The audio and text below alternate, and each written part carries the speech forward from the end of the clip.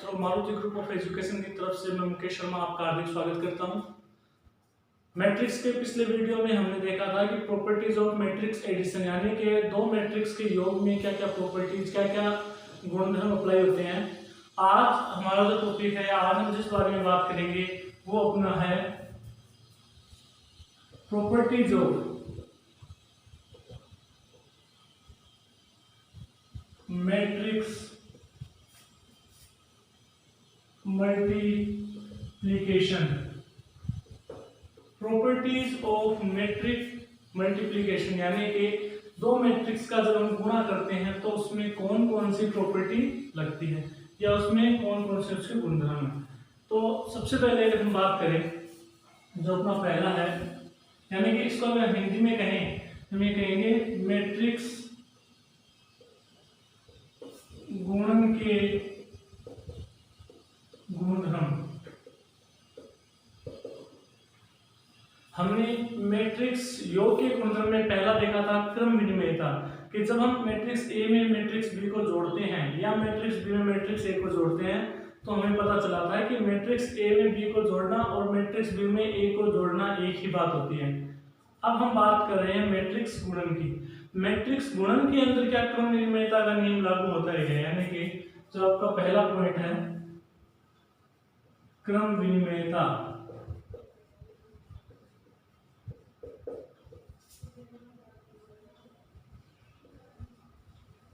Commutative या commutativity.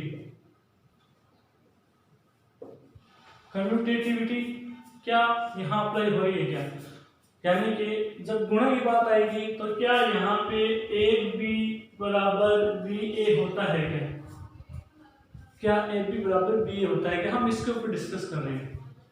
तो देखो जैसे मान लो कोई भी मैट्रिक्स है ए, उसका ऑर्डर है m गुणा n। एक मैट्रिक्स है बी जिसका ऑर्डर हम कहें p गुणा q के रूप का है। तो पहली शर्त तो यह है क्रम विनिमयता के लिए कि इन दोनों का मल्टीपल होना चाहिए, यानी कि ये दोनों आपस में गुणा होने चाहिए। अगर ये गुणा होंगे हम उसके बाद में ही बात कर पाएंगे कि क्रम विनिमय है या नहीं। पहली शर्त क्या है, ये इनका गुणा संभव होना चाहिए। और इनका गुणा संभव कैसे होगा, जब n का मान p के मान के बराबर आता है। इसके बारे में हम पहले पढ़ चुके हैं कि जब हम दो मैट्रिक्स को गुणा करते हैं तो गुणा के लिए आवश्यक शर्त यही है कि उन दोनों में से जो पहला मैट्रिक्स है उसके स्तंभों की संख्या नंबर ऑफ कॉलम्स और जो दूसरा मैट्रिक्स है उसके पंक्तियों की संख्या के बराबर होना चाहिए। अगर ऐसा होता है तो हम ये कहेंगे कि ऐसा होने पर गुणनफल संभव है। दूसरी चीज हम ये देखते हैं कि मान लो कि ए बी का गुणन संभव है, और जब ए बी का गुणन संभव है तो क्या ए बी और बी ए बराबर होंगे क्या। तो पहली बात तो ये कि ए बी का गुणन संभव हो तो क्या ये आवश्यक है कि बी ए का गुणन भी संभव हो। उदाहरण के लिए जैसे मान लो मैंने कहा कि ए एक मैट्रिक्स है 2 गुणा 3 की, ठीक है, और बी एक मैट्रिक्स है 3 गुणा 4 की, तो क्या ए बी संभव है क्या। तो हम यहाँ कहेंगे कि ए में स्तंभों की संख्या 3 और बी में पंक्तियों की संख्या भी 3 है, यानी कि ए बी क्या होगा, ए बी संभव है। ए बी जो है वो संभव है। अब मैं बात करता हूँ बी ए की, तो क्या बी ए संभव है। तो बी ए करने के लिए हमें पहले ये देखना पड़ेगा कि बी में स्तंभों की संख्या क्या ए में पंक्तियों की संख्या के समान है। तो यहाँ पे ऐसा नहीं हो रहा है, यानी कि बी ए संभव ही नहीं है। यानी कि पहली बात तो ये कि अगर ए बी और बी ए दोनों संभव हो तो हम बात क्रम विनिमयता ही करते हैं। तो यहाँ पे एक तो दिक्कत ये आ रही है हमारे कि ए बी संभव हो तो जरूरी नहीं है बी ए संभव हो। तो पहले तो हमें ये भी देखना पड़ेगा कि क्या हर केस में बी ए संभव है। जहाँ ए बी संभव हो तो ऐसा नहीं होता है, जैसा कि हमने यहाँ एक उदाहरण लिया कि अगर ए का क्रम 2 गुणा 3 का है, बी का क्रम 3 गुणा 4 का है, तो ए बी तो संभव है, बी ए नहीं है। तो हम क्या कर सकते हैं, ए बी बराबर नहीं है या बी ए, क्योंकि बी ए आ ही नहीं रहा है। दूसरे कैसे मान लो ऐसे भी कंडीशन आए दोनों संभव हो। दोनों संभव होने का मतलब जैसे मैंने ये कह दिया कि ए का क्रम 2 गुणा 3 का है, बी का क्रम 3 गुणा 2 का है, तो क्या ए बी संभव है। तो हमारा आंसर है हाँ ए बी संभव है। तो क्या यहाँ पे अब बी ए भी संभव होगा क्या? तो यहाँ बी ए भी संभव, यानी कि ऐसे केस में जहां ए बी और बी दोनों संभव हो, क्या वहां क्रम विनिमय लागू होती है? देखो अभी तक हमने एक जगह भी ये नहीं कहा है कि क्रम विनिमय नियम गुणनफल में लागू होता है। सबसे पहले हम बात करें ए बी संभव होना चाहिए, उसके बाद में हम कह रहे हैं कि ए बी संभव है तो बी भी संभव होना चाहिए। बी संभव नहीं है तो वहां क्रम विनिमयता की बात ही पैदा नहीं होगी, क्योंकि ये मान ही प्राप्त हमें नहीं होगा। मान नहीं कह सकते, हम ये कहेंगे हमें यहाँ पे मैट्रिक्स ही प्राप्त नहीं होगी। तो यहाँ एक मैट्रिक्स प्राप्त नहीं हो रही है, यहाँ हो रही है, तो ये संभव नहीं होगा। दूसरा, अगर मान लो कि हमें ए बी प्राप्त होगी और बी ए भी प्राप्त होगी, उसके बाद में क्या यहाँ अब क्रम विनिमय नियम लागू होगा? तो हमारा उत्तर यही होगा कि यहाँ भी आवश्यक नहीं है कि ए बी और बी ए एक दूसरे के बराबर आए। कहने का मतलब इतना ही है कि अगर ए बी और बी दोनों संभव होने के उपरांत भी हम यह नहीं कह सकते हैं कि मैट्रिक्स जो है गुणन क्रम विनिमयता के नियम को फॉलो करता है, यानी कि ये इसको फॉलो नहीं करता है, यानी क्रम विनिमय नहीं है। कैसे नहीं है, इसका एक उदाहरण के द्वारा हम स्पष्टीकरण करते हैं। एक उदाहरण लेता हूं मैं यहाँ पे, जैसे मैंने लिया ए, 1 2 3 4 और एक लिया मैंने बी, जैसे 1 2 1 3, इस तरह से कोई भी हम दो मैट्रिक्स ले लेते हैं जिनमें ए बी भी संभव हो और बी ए भी संभव हो। तो यहाँ पे ए बी संभव हो रहा है, क्यों हो रहा है? क्योंकि ये वर्ग मैट्रिक्स है 2/2 की, ये भी एक 2/2 की वर्ग स्क्वायर मैट्रिक्स आ रही है, तो इसका क्रम और इसका क्रम समान, इसमें स्तंभों से या पंक्तियों से नहीं समान, यानी कि इसका क्रम 2 गुणा 2 का है, इसका क्रम भी 2 गुणा 2 का है। तो हम ये कहेंगे कि ए बी भी संभव है और बी ए भी संभव है। अब ए बी क्या है? देखो ए बी का मतलब ए का बी से गुणा। जब हमने मैट्रिक्स का गुणन किया था तो वहां इन चीजों में देखा था कि हम ए बी का गुणा कैसे करते हैं। तो ए का तो हम लेंगे पंक्ति रो और बी की लेंगे स्तंभ। तो मैंने यहाँ पे पहली पंक्ति ली 1 और 2 और पहला स्तंभ ले लिया इसका 1 और 1। गुणा कैसे किया था हमने? इस प्रकार से, पहली पंक्ति पहला स्तंभ और संगत अवयवों को गुणा करके जोड़ते हैं, जैसे 1 गुणा 1 प्लस 2 गुणा 1। अब बात पहली पंक्ति की चल रही है और दूसरे स्तंभ यानी कि 1 2 और 1 2 एलिमेंट कहाँ आएगा? यहाँ आएगा। तो इसका मतलब 1 गुणा 2 प्लस 2 गुणा 3। पहली पंक्ति आगे कहीं से गुणा नहीं हो सकती, तो पहली पंक्ति का काम खत्म हो गया। अब बात करते हैं दूसरी पंक्ति की। दूसरी पंक्ति के अवयव कौन कौन से हैं? दूसरी पंक्ति के अवयव है 3 और 4। तो हम 3 और 4 को ले लेते हैं और इसमें 1 और 1 को लेते हैं। दूसरी पंक्ति पहला स्तंभ यानी कि यहाँ आएगा 1 2 1, दूसरी पंक्ति पहला स्तंभ। तो 3 को हम 1 से गुणा करेंगे और 4 को भी हम 1 से गुणा करते हैं। उसके बाद में 3 को हम 2 से गुणा करेंगे और 4 को 3 से गुणा करेंगे। और ये आपकी ए बी 2/2 यानी कि जब हम देखते हैं तो ये कौन सी मैट्रिक्स आती है, इसके बारे में देखो। 1 प्लस 2 यानी कि 3, 2 प्लस 6 8, 4 प्लस 3 7, 12 प्लस 6, ये आपकी आई है ए बी मैट्रिक्स। ये जो हमारी आई है वो हमारी आई है मैट्रिक्स ए बी। अब हम बात करते हैं बी ए मैट्रिक्स की। क्या बी ए मैट्रिक्स भी यही आ रही है? अगर ऐसा है या नहीं है तो हम देखते हैं बी ए। तो बी ए में क्या करेंगे हम? बी ए में हम पहले बी के एलिमेंट यानी कि पहले आपको बी का मान लिखना पड़ेगा और उसके बाद में हमें ए का मान लिखना पड़ेगा। जब इनको गुणा करते हैं, देखो पहली पंक्ति और पहला स्तंभ यानी कि ये। अब 1 को 1 से गुणा किया 1 प्लस 2 को 3 से गुणा किया 6 यानी कि 1 प्लस 6, 1 गुणा 1 प्लस 2 गुणा 3। फिर पहली पंक्ति दूसरा स्तंभ तो 1 गुणा 2 प्लस 2 गुणा 4। वैसे अब इसकी बारी आ गई 1 गुणा 1 प्लस 3 गुणा 3, 1 गुणा 2 3 गुणा 4। तो ये क्या आ गई?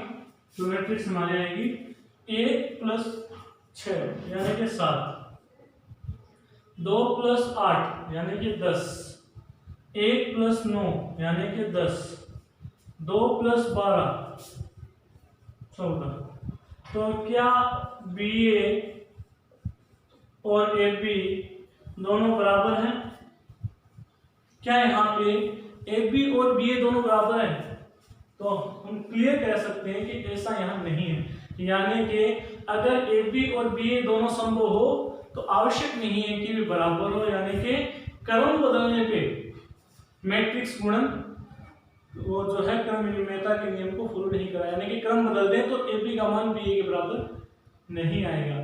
आ सकता है हर केस में, लेकिन ऐसा संभव नहीं है। यानी कि हम ये कह सकते हैं कि ऐसा जरूरी नहीं है कि नहीं आए, लेकिन ऐसा जरूरी है कि हर बार नहीं आएगा। अर्थात क्रम विनिमयता का नियम पालन नहीं होगा। क्यों नहीं होगा क्रम विनिमयता के नियम का पालन?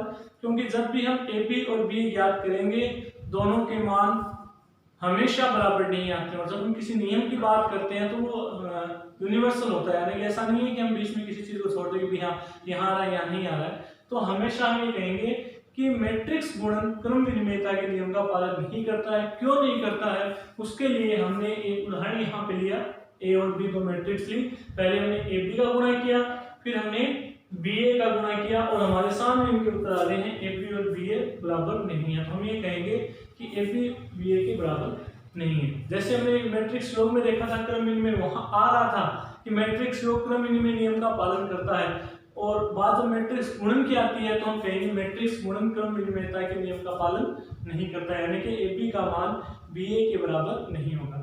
दूसरा जो इसका नियम है क्रम विनिमयता के बाद में, वो है साहचर्यता।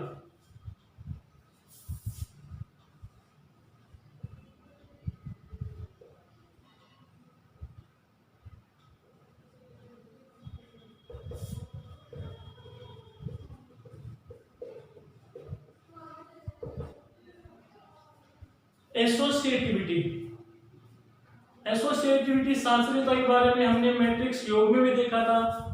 अब हम यहाँ मैट्रिक्स गुणन में भी बात करते हैं कि मैट्रिक्स गुणन के अंदर क्या साहचर्य नियम का पालन होता है या नहीं होता है। तो उससे पहले मैं इसको थोड़ा रिमूव कर देता हूं।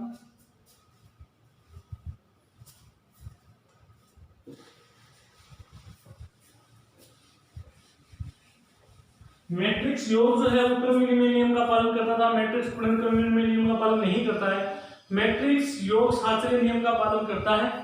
तो हम यहाँ गुणन के लिए बात करें कि गुणन में क्या होगा, तो देखो मैट्रिक्स गुणन में साहचर्यता का नियम कि ए गुणा बी गुणा सी, क्या ए गुणा बी गुणा सी के बराबर होगा। यानी कि अच्छा एक चीज ये ध्यान रखना कि हम जब यहाँ पे ले रहे हैं साहचर्यता के लिए, तो यहाँ पे हम ये मान के चले कि भाई ए बी परिभाषित है, यानी कि ए बी और सी तीनों इस प्रकार की मैट्रिक्स होनी चाहिए कि जहां ए बी भी गुणा हो, यानी कि गुणनफल ए बी संभव हो, गुणनफल बी सी संभव हो, और जो ए बी का जो प्रोडक्ट आता है जो मैट्रिक्स आती है उसका सी से भी गुणा होना चाहिए। तो जैसे आप कोई वर्ग मैट्रिक्स लो, जैसे मान मैंने ले लिया ए 1 2 3 4, बी 1 2 2 1, और एक सी ले लिया 1 3 1 2, कुछ भी हम ले सकते हैं। तो यहाँ पे तीन मैट्रिक्स मैंने लिए, तो क्या देखते हैं यहाँ पे ए बी संभव है, बिल्कुल है। क्या बी सी संभव है, तो बी सी संभव है। क्यों है? क्योंकि ये भी 2/2 2/2 2/2 की है। तो अब आपको देखना क्या है कि साहचर्यता के नियम का पालन होता है या नहीं होता है, यानी कि क्या मैट्रिक्स गुणन साहचर्यता के नियम का पालन करता है। अगर नहीं करता तो क्यों? इसके लिए आपको स्वयं को ये देखना है कि आपको पहले ए को बी से गुणा करना है, फिर जो मैट्रिक्स आती है उसको सी से गुणा करना है। जब आप पहले ए को बी से गुणा करोगे तो हमारे पास एक मैट्रिक्स आएगी, एक मैट्रिक्स आएगी, हम उसको दूसरी मैट्रिक्स यानी कि सी से गुणा करेंगे तब भी हमारे पास एक मैट्रिक्स मिलेगी, और आपको ये बताना है उस मैट्रिक्स का मान कितना है। और मैट्रिक्स के लिए आप ए बी सी ये तीनों ले सकते हैं, यानी कि आपको ये एग्जांपल ही करना है। दूसरा मैं बात करता हूँ इसकी, तो इसमें पहले आपको b को c से गुणा करना पड़ेगा, क्योंकि b का c से गुणनफल है, और b को c से गुणा करने के बाद में जो प्रोडक्ट आएगा उसका a से, यहाँ देख लो a पहले लिखा हुआ है, अगर आप a को बाद में लिखते तो वो समस्या आएगी आपके क्रम विनिमयता वाली, a गुणा bc और bc गुणा हो सकता है अलग अलग आए, ए गुणा बी सी, यानी कि जो मैट्रिक्स ए है उसको आपको पहले लिखना है और जो आपकी बी सी मैट्रिक्स आई है वो आपको यहाँ लिख के इनका प्रोडक्ट करना है और ये देखना है कि क्या इनका मान, यानी जो मैट्रिक्स आएगी वो इस मैट्रिक्स के बराबर है या नहीं है। और मैं आपको बता देता हूं कि मैट्रिक्स गुणन साहचर्यता के नियम का पालन करता है, यानी कि मैट्रिक्स गुणन में साहचर्यता नियम की पालना होती है। यानी ए बी का अगर सी से गुणा किया जाए या ए का बी सी से गुणा किया जाए, साहचर्यता में हम देखते हैं कि ए बी का गुणनफल करने के बाद में सी से गुणा करने पे जो मैट्रिक्स मिलती है वो बी सी का गुणा करने के बाद में ए से गुणा करने पर जो मैट्रिक्स मिलती है उनका मान समान आता है। तो हम कहते हैं कि मैट्रिक्स गुणन साहचर्यता नियम का पालन करता है। तो तीसरा पॉइंट है वो है तत्समकता।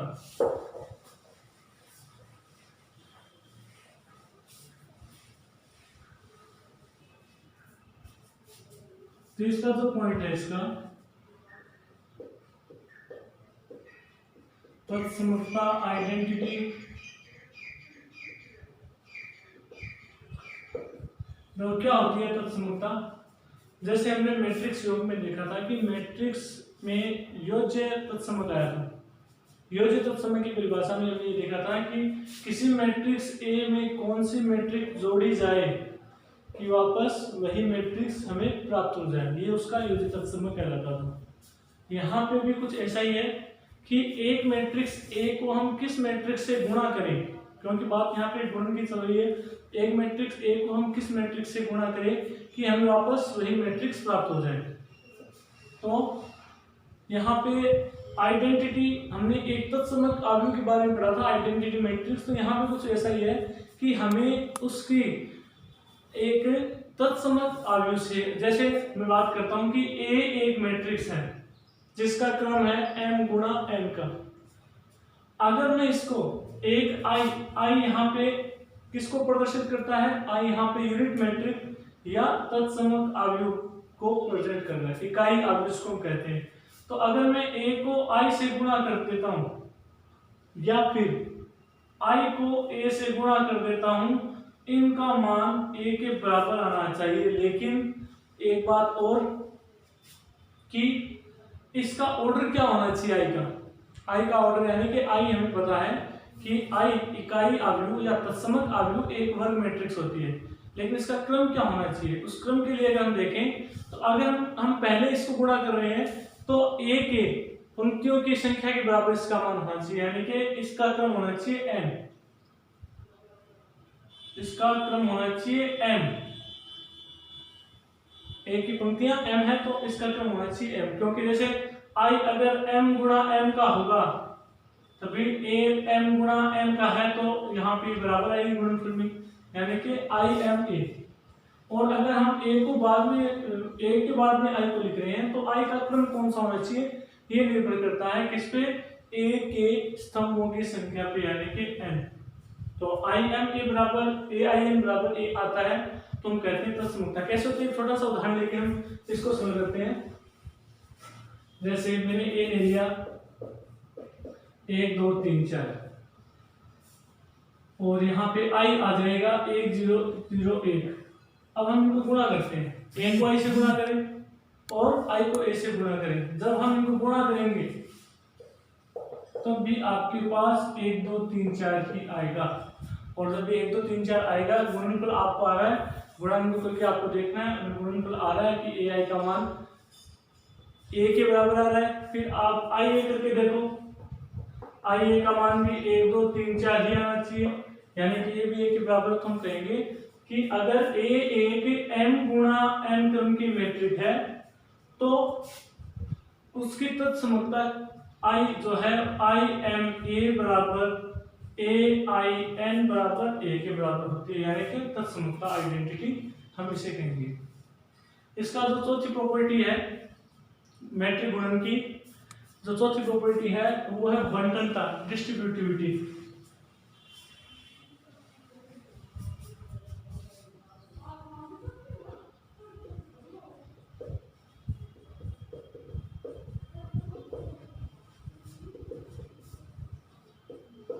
डिस्ट्रीब्यूटिविटी देखो, मैट्रिक्स योग में डिस्ट्रीब्यूटिविटी का कहीं जिक्र नहीं था। उससे पहले हमारे मैट्रिक्स योग में आया था योज्य प्रतिलोम, लेकिन यहाँ गुणन प्रतिलोम नहीं है, क्योंकि गुणन प्रतिलोम की बजाय हमने योज्य प्रतिलोम में क्या कहा था कि एक मैट्रिक्स ए को में क्या जोड़े कि हमें शून्य मैट्रिक्स मिल जाए।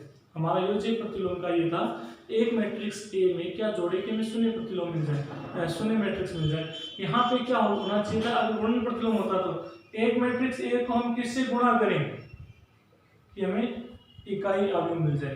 तो यहाँ पे गुणन की बजाय, योज्य प्रतिलोम की बजाय इनवर्स का जो फंडा है कि ए इनवर्स, कि जब हम ए को ए इनवर्स से गुणा करेंगे तो हमें आई मिलेगा। तो इनवर्स की जो संकल्पना, इनवर्स का जो कॉन्सेप्ट है वो भर के आता है, और इसके बारे में हम आगे के अध्यायों में पढ़ेंगे कि इनवर्स या प्रतिलोम है उसको ज्ञात करने का क्या तरीका है और हम इसको कैसे ज्ञात करते हैं। तो आगे चलते हैं, आगे अपना है बंटनता। देखो मैट्रिक्स योग में बंटनता नियम नहीं था, लेकिन मैट्रिक्स गुणन में, क्योंकि बंटनता नियम के लिए कम से कम दो ऑपरेशंस, दो संख्याएं अप्लाई होनी चाहिए। योग में केवल योग यानी केवल जोड़ना होता है, जबकि जब हम गुणन की बात करते हैं तो इसमें अगर हम बंटनता लें तो इसमें योग भी साथ में है, जैसे ए बी प्लस सी। यहाँ पे ए का गुणा हो रहा है बी प्लस सी से, तो हम ये कहेंगे इसको हम ए बी प्लस ए सी के द्वारा दिखा सकते हैं। दूसरा ये भी हो सकता है ए प्लस बी को अगर हम सी से गुणा करें तो भी ए सी प्लस बी सी, यानी कि ये बंटनता नियम को परिभाषित करता है या बंटनता नियम को दर्शाता है कि अगर आपके पास तीन मैट्रिक्स इस प्रकार से है जिनकी कोटियां समान है। यहाँ पे कोटि समान होना क्या जरूरी है, कोटि समान होना इसलिए जरूरी है कि अगर दो मैट्रिक्स का जब हम योग करते हैं तो उनकी कोटियां समान होती है। यहाँ पे बी और सी दोनों का योग हो रहा है, इसका मतलब बी और सी की कोटि समान होनी चाहिए। यहाँ पे ए और बी का योग हो रहा है, इसका मतलब ए और बी दोनों की कोटि समान होनी चाहिए। तो कहने का मतलब क्या है कि बी सी और ए तीनों की कोटियां समान होगी, तभी हम बंटनता नियम को अप्लाई कर पाएंगे। तो बंटनता नियम अप्लाई होगा या नहीं होगा ये आपको चेक करना है, जबकि मैं आपको बता देता हूँ कि मैट्रिक्स गुणन में बंटनता नियम का पालन होता है या बंटन डिस्ट्रीब्यूटिविटी लॉ अप्लाई हो रहा है। आपको वैसे ही एक एग्जाम्पल लेना है, जैसे 1 0 2 1, बी का मान 1 2 2 3, सी का मान 1 2 3 4। वैसे ये आपका आ गया ए बी सी। आपको ये देखना है कि क्या ए गुणा बी प्लस सी बराबर आता है क्या A B plus A B का मतलब यहाँ पे ए का बी से गुणा प्लस ए सी का मतलब यहाँ पे ए का सी से गुणा। तो ए का बी से गुणा करना है, ए का सी से गुणा करना है, फिर जो मैट्रिक्स है उनको जोड़ना है। ये आपके राइट हैंड साइड है। लेफ्ट हैंड साइड में बी को सी से गुणा करना है, सॉरी बी में सी को जोड़ना है, और जो मैट्रिक्स है उसको ए से गुणा करना है। हाँ, ये ध्यान रखें ए पहले लिखा हुआ है तो आप पहले मैट्रिक्स को पहले और बाकी को दो बार आगे लिख के सोल्व करेंगे। ये हमारे मैट्रिक्स गुणन के गुणधर्म है। एक बार फिर से इनको रिपीट करते हैं। जो पहला है वो है क्रम विनिमयता का, कि दो मैट्रिक्स का गुणन अगर संभव हो तो क्या वो क्रम विनिमय होगा। तो आपका आंसर होना चाहिए नहीं, ऐसा संभव नहीं है कि दो मैट्रिक्स का गुणन पर क्रम विनिमयता को फॉलो करे। दूसरा, क्रम विनिमयता की बात में अपना साचर्य था, तो मैट्रिक्स जो गुणन है वो साचर्य नियम का पालन करता है। तीसरा आपका आइडेंटिटी, और चौथा बंटनता। बंटनता और साचर्यता आइडेंटिटी आपको सभी कंप्लीट होनी चाहिए, केवल क्रम विनिमय नियम का ये पालन नहीं करता। इसके जो भी एग्जांपल्स जो अभी बताए हैं वो आपको करने हैं, और इनकी जो ये परिभाषाएं हैं वो अभी आपको अपनी नोटबुक में नोट करना है, ताकि आपके लिए ये जो टॉपिक है सरल हो जाए। अगले वीडियो के अंदर हम अपनी पाठ्य पुस्तक से संबंधित जो महत्वपूर्ण सवाल हैं उनको लेके चलेंगे, और कुछ सवालों को करते हुए अपना चैप्टर कंप्लीट करेंगे। धन्यवाद।